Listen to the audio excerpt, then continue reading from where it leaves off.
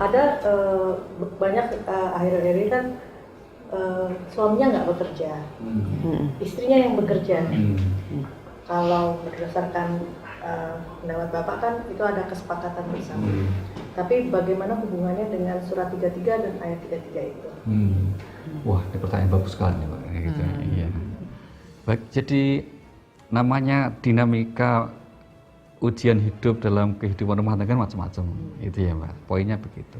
Sehingga kemudian kalau ada suami yang kebetulan kehilangan pekerjaannya atau mungkin sekian waktu belum dapat pekerjaan lagi, sehingga yang harus handle nafkahnya bahkan itu adalah istri. Ini pertama suami harus syukur punya istri yang bisa menghandle nafkah dalam kehidupan rumah tangga. Yang meskipun jelas itu nggak ideal, tapi kan harus dijalani. Wong pilihannya cuma itu, kan gitu. Maksud dua-duanya itu nggak kerja, kan masalah gitu. Maka kemudian disinilah kemudian pentingnya untuk saling menguatkan. Di saat itu suami tentu jangan kemudian merasa nyaman gitu, yaudah mama aja yang kerja, aku tak ngurus, ya nggak gitu. Itu namanya NO, Mbak. Numpang ngurip gitu loh. Suami numpang ngurip sama istri kan nggak bener juga. Oh iya, nggak bener kan gitu. Jadi jangan membiasakan untuk kemudian melegalisasi untuk hal-hal yang sebetulnya menyimpang atau tidak proporsional gitu loh. Sehingga tapi untuk yang seperti ini juga kita nggak bisa menyalahkan kan. Nggak bisa disalahkan misalnya kok istri malah disuruh kerja atau suami di rumah. Oh enggak, sebetulnya dia suami pengen kerja juga. Cuma musibahnya, masalahnya kemudian ternyata begitu. Maka dalam konteks seperti ini ya kita bisa berempati sambil si suaminya itu bentuk tanggung jawabnya seperti apa sih, kira-kira gitu kan kelihatan tuh, Mbak.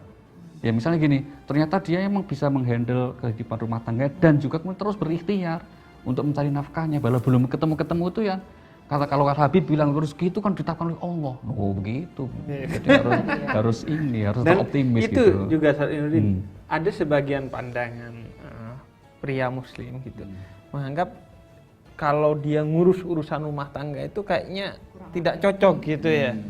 Kurang laki, masa cowok ngepel gitu, misalnya Ya, gitu. Pertanyaannya itu apakah pandangan agama atau tradisi? Oke. Nah kan gitu. Ya, tradisi jawabannya Bib. Ternyata Rasulullah kan juga sering bantu istri di dalam rumah tangga itu, jahit baju, jahit sandal yang itu. Ada Rasul loh, Bib. Iya makanya urusannya banyak gitu di luar. Urusannya banyak dan penting-penting loh. Penting-penting. Kalau Kita nggak penting. Iya, makanya itu. Kita udah Itu pun sempat bantu istri dalam urusan rumah tangga. Iya. Gitu. Jadi ya kita yang bukan Rasul tentu lebih dianjurkan lah untuk membantu istri dalam rumah tangga. Nah, Sarayudin juga sudah kadung cerita contoh laki-laki yang mengurusi juga rumah tangga yaitu Rasul. Nah, saya minta contoh sebaliknya, Sarayudin.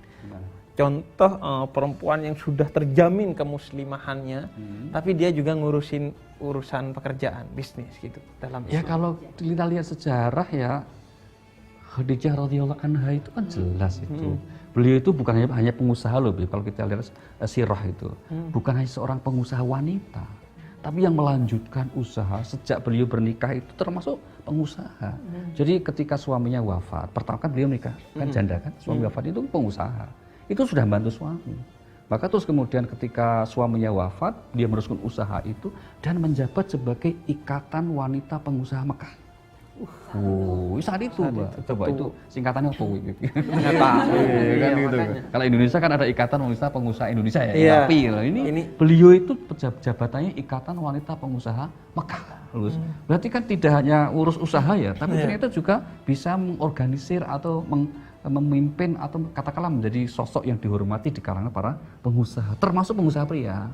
Dan Gitu. Rasul pernah bekerja kepada Sayyidah Pernah Khadijah. bekerja, dan kemudian ketika Rasul itu menikah dengan beliau, nggak ada cerita itu udah di rumah ya, nggak ada gitu kan, tetap usaha gitu Iya, loh. dan menurut saya itu penting sekali tentang Rasul juga bekerja kepada dia, karena kadang Gengsi. mindernya laki-laki itu, iya, gengsinya laki-laki itu kadang masa laki-laki kerja sama istrinya gitu kadang. Ya anggap aja itu blessing lah. Nah, tentu kemudian ada banyak hal lain yang pretelan-pretelan nih teknis-teknis yang mungkin akan diceritakan? Kalau berdasarkan pengalaman sih sering banget saya ditanyain, Ustadz, kalau misalnya mau pergi-pergi kan katanya harus sama mahromnya nih. Tapi kan nggak selamanya kita bisa pergi, suami bisa ngikutin kita terus kan. Karena saya sendiri kalau pengalaman lebih baik saya yang pergi, suami di rumah sama anak-anak gitu kalau mau bagi tugas nih. Tapi kan sering juga tuh kalau mau pergi nanti harus kemana, sama siapa aja. Nah itu batasannya secara Islam gimana tuh, Ustadz? Iya, tentu saja ketika kita sudah masuk wilayah fikih seperti ini ya, Bib ya, Bib punya pengalaman lah. Itu pasti akan ada sekian pendapat ya, Mbak ya. Pendapat baik yang sangat ketat, hati-hati, maupun yang moderat dan bahkan longgar. Itu kan. Maka bagi teman-teman yang kemudian yang melarang seorang wanita pergi dengan mahromnya, yaitu memang sejak awal sudah menganjurkan supaya wanita itu nggak pergi luar. Itu jadi cara berpikirnya itu memang begitu, Mbak. Runtun gitu. Jadi Runtut memang begitu. beda aja gitu. Jadi artinya gini, yang mengharamkan seorang istri bepergian keluar rumah dengan kecuali dengan mahrumnya gitu ya, itu memang pendapatnya kan dia tidak menyetujui wanita itu keluar untuk berkarir di luar kan, ya sudah kita pahamilah, monggo gitu kan, itu pilihannya gitu.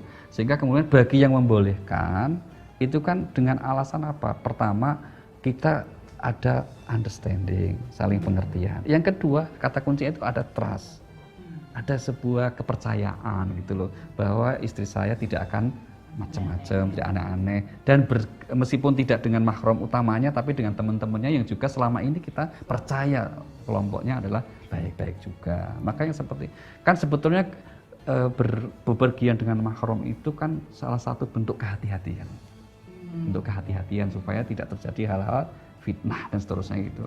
Tapi kalau kemudian tanpa itu sudah menjadi kelaziman bahwa tidak akan ada apa-apa dan seterusnya itu, ya terus kemudian dinilai sebagai sebuah dosa, saya kira berlebihan juga. Iya. Dan apalagi sekarang itu sudah banyaklah manajemen kontrol yang bisa diterapkan. Wah, sekarang udah ada aplikasi yang kita bisa tahu suaminya kemana-mana, istrinya kemana-mana. Tapi kan yang penting trust itu ya, Ustadz. Yang penting trustnya gitu. Dan kita juga berarti sudah diamanahkan, berarti harus bisa dipercaya juga ya. Nah iya.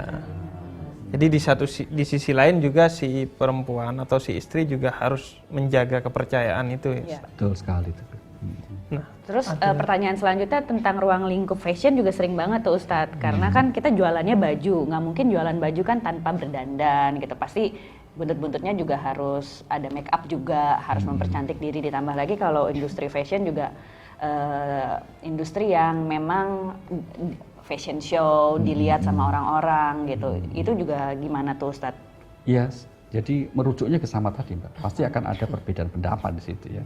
Kalau yang kemudian memang berpendapat melarang, mengharamkan, ya tentu saja itu rangkaian dari seluruh itu ya akan menjadi tidak relevan kan, tidak boleh gitu. Karena emang jangankan fashion show-nya yang wong namanya bisnisnya keluar rumah aja tidak boleh toh. Nah, kira gitu akhirnya. Jadi artinya apa? Turunan yang kemudian menjadikan itu sebagai sebuah rangkaian ekosistem usaha ya tetap tidak boleh pada akhirnya. Dan ini kita pahami, kan pilihan hidupnya gitu kan. Tapi bagi yang kemudian tetap memang itu menjadi sebuah pilihannya, salah satunya apa? Ada kata kunci yaitu apa? Proporsional. Maka berhias misalnya, ya berhias yang proporsional, mengenakan apalagi baju muslimah tuh, ya iya. Terus kemudian misalnya apa kalau fashion show misalnya, ya usahakan melaksanakannya itu ya sesuai dengan kaidah kesopanan, norma-norma yang secara umum kita sebut sebagai menjaga etika lah kira-kira. Termasuk mohon maaf ya karena bagi muslim pakaian muslim ya pas jalannya itu kira-kira ya yang proporsional lah kira-kira. Dan musiknya jangan musik yang kira-kira berlebihan. Jadi dari segala aspek bisa disesuaikan. Betul, dan apalagi judulnya ini sekali fashion muslim. Karena memang apalagi berdandan itu kan sangat relatif ya Mbak. Pakai make up itu yang disebut berhias secara jahiliyah itu kayak apa kan relatif sekali itu. Kan gitu, ukurannya apa tuh. Tapi kalau ada satu hal yang, tapi itu sisi dalam yaitu apa? Tabarruj yang kemudian dilarang itu kan karena yang niat tabarrujnya itu untuk sombong gitu loh. Untuk bangga-banggaan, untuk memamerkan status sosialnya Atau itu. untuk menggoda. Oh iya, oh ini cakep. Jangan pernah tergoda. Enggak, ada niatnya sudah. Nah iya udah nggak baik, untuk betul. mencuri perhatian. Betul. Maka dalam Secara negatif. Nah, makanya kalau kita lihat ayat tentang hijab itu, Bib, itu menarik itu di Al-Qur'an itu. Ya, terutama di surah 24 ayat 31. Itu kan poinnya sebetulnya perintahnya itu adalah agar pihak lain itu menjaga pandangan gitu loh.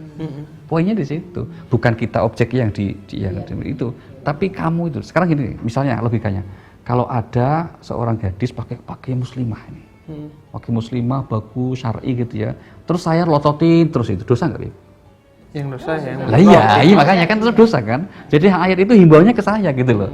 Sebaliknya kalau ada gadis yang pakainya nggak syar'i biasa aja, tapi saya nggak lihat, saya nggak dosa kan? Iya. Lah iya, jadi kembali juga kita gitu loh, kira-kira gitu. Poinnya juga Jadi kita. balik lagi ke yang Lah liatin iya ya. juga ada poin gitu loh, maka jagalah pandanganmu. Awal ayatnya kan begitu tuh, Bu. Sehingga jangan disalahkan hanya dari kaum wanitanya gitu loh Mbak, kira-kira itu. Nah, kenapa kalau ada kaum wanita meskipun mohon maaf mungkin bajunya pas-pasan gitu, kalau kita nggak lihat juga dosa. Tapi sebaliknya meskipun pakai baju yang syar'i, tapi saya ngelihatnya itu melotor gitu. Kadang nggak cuman pas-pasan, kadang kurang bahannya. Ya. Sering lihat itu. Istighfar ini puasa, istighfar itu. Puasa Ramadan itu. Iya, jadi intinya Pak, akhirnya pada kedaulatan diri setiap orang Nah, itu. itu kalimat itu benar sekali, kedaulatan. Kedaulatan diri. Saya berdiri kayaknya banyak pengalaman. Iya, Gitu, kayaknya untuk masa pengalaman gini, untuk yang perlu digali explore. lagi kayaknya. Karena kayaknya dia mewakili banyak pertanyaan orang-orang di luar, karena pebisnis perempuan muslimah itu kan banyak sekali di Indonesia gitu. Betul. Mungkin ada yang mau ditanya, ada kegalauan yang mau disampaikan. Ini mumpung ada Ustaz Linurdin. Dan Mbak Hana juga yang penting, pengalaman kan bisa compare kan. Bismillahirrahmanirrahim. Pak, enggak tadi saya mau sedikit menambahkan dari yang tadi Mbak Hana bilang, karena beliau berindustri fashion muslim ya. Tadi bagaimana caranya bisa menengahi sebuah kesederhanaan dengan bahana yang harus ibaratnya kita kan fashion branding nih Pak, pasti kan kemasannya harus dibikin menarik. Bagaimana gimana cara menetralkan itu Pak? Maksudnya pasti kan kita misalnya kita mewakili sebuah produk, kita harus terlihat menarik dan orang pasti kan melihat Pak. Itu gimana Pak? Coba Mbak Ana gimana? Coba ada dulu. Menarik ini nanya. Kira-kira solusinya gimana itu Pak? Nah, solusinya gimana? Bukannya balik lagi ke niat ya Pak. Boleh juga itu. Jadi kalau misalnya saya kan ada bisnis ya, kalau saya penampilan, kebetulan hubungan dengan penampilan, kalau penampilan saya kurang representatif ya otomatis orang nggak akan percaya dengan bisnis saya. Tapi saya berdandan kan saya bukan berniat untuk menggoda lelaki gitu. Tapi kalau lelaki tergoda ya silakan aja gitu. Istighfar Mbak, istighfar. Tapi memang maksud saya berdandan. Masuk silakan aja gitu. Salah dia dong. Ini muridnya paling. Tapi maksud saya dari awal saya berdandan atau apapun adalah dengan niat ya emang untuk kerapihan diri saya supaya saya representatif untuk bisnis saya sendiri. Dan misalnya saya punya suami, saya pergi sama dia, saya dandan supaya kalau kasarnya nggak malu-maluin suami lah gitu untuk dibawa kemana-mana. Kalau dari pengalaman saya juga saya sering dulu ditanyain kenapa sih usahanya fashion muslim tapi harus ke New York Fashion Week atau London Fashion Week ya. Seringkali ini dijadikan dakwah juga gitu, dakwah agar orang di luar sana yang muslim itu sebagai minoritas ternyata kita bisa disejajarkan, dan ini sebagai bentuk dakwah kalau kita sebagai muslimah dan juga berhijab ingin bisa berkarya dan ingin punya kesempatan yang sama siapapun itu di luar gitu. Jadi dulu kita sering juga sih dapat, kalau bisa ditanyain kenapa sih harus ke luar negeri gitu, kenapa harus nyamain ke New York, ke London, udah tahu di sana kita tuh minoritas gitu. Tapi justru kalau kita melihat itu dakwahnya kita juga sih, niatannya sih seperti itu gitu. Walaupun pasti akan ada aja orang-orang yang nggak setuju gitu. Tapi kalau diniatkannya untuk dakwah, untuk syiar Islam, semoga kita bisa memberikan wajah Islam yang cantik gitu di luar sana, nggak melulu tentang teroris gitu. Nah, jadi si fashion itu sebenarnya tuh dakwah kita para perempuan sih gitu. Jadi kayaknya perlu juga di garis bawahi Salinudin, selama dia memang setuju pada tadi pendapat yang memperbolehkan, dan artinya segala perilakunya, segala konsekuensinya selama itu masih dalam koridor yang syar'i, itu diperbolehkan, termasuk keluar rumah, kemudian memperindah diri dan lain sebagainya. Apalagi kalau niatnya tadi berdakwah ya, apalagi niatnya berdakwah. Oke, itu obrolan kita dengan tema muslimah dan bisnis. Semoga bermanfaat dan menambah keberkahan kita di bulan Ramadan ini. Terima kasih atas perhatiannya. Wassalamualaikum warahmatullahi taala wabarakatuh. Waalaikumsalam warahmatullahi wabarakatuh.